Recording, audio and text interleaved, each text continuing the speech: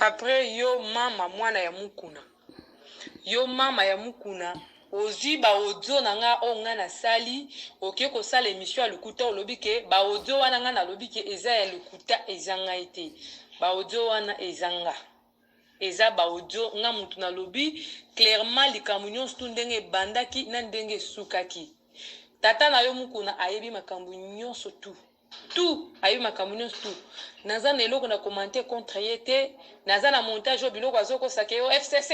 bazosala pour ke montage ezala biloko ya FCC bazosala montage mukuna nga naza na bavideo na yo oyo omenasanga pour ke nasala video ke nga naza na image na yo te naza na bavideo na yo omenasanga na petite sœur na nga toza na bavideo na yo nyonso wana na miso ya maître na yo maître na yebisinga di mamisala kaka problème eza te eza mpona protection nazobanga vio ya kosala mabe mais ozoloba lukuta moko ya kosakana te mais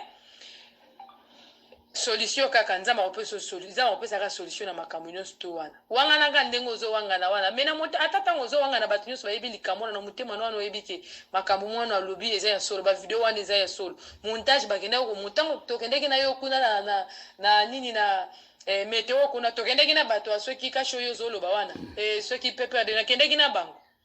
nakendeki na mutu te nazalaki na yo après nga na liembongo mutu te nga na liembongo mutu te ozo kende loba ke ba pesi mon pour basala ba montage ba monter ngai baluka ba fille baluka fille pour que akosela nga makambo nga na sali montage te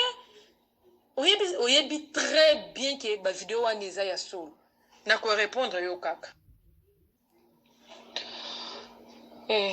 ba maman ba papa na pesi bino d'abord bonsoir. Nauchi kolanda émission ya mukuna na busolo na politique.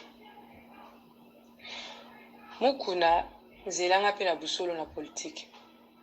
Olobi mwana mwasi wana kobima te akozala te nga na kobima. Nazobunda pona intérêt na ngai. Wabize na ngai après mwana na yo ya mwasi azwi photo na ngai azotambwisa na internet mobimba. Soit disant ozotinda batu na yo pour ke bapekisa ngai na liga na télévision te na lobate mais tango mwana na yo mwana na yo obando osala makambo wana oyebaki te ke ozana bana mwana na yo azopanza photo na ngai na internet mobimba ngai na ko répondre yo kaka na émission bosolo na politique zelanga na émission na bosolo na politique nde na ko répondre yo batuni yo ba question nyonso to okimi moyo répondre ba question ezate mais ngai na ko détailler makambo nyonso to pe naza na ba preuve na yo nyonso tout. Merci beaucoup.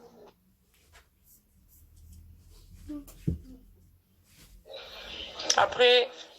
ngai na yo émission ya busolo na politique dans 48 heures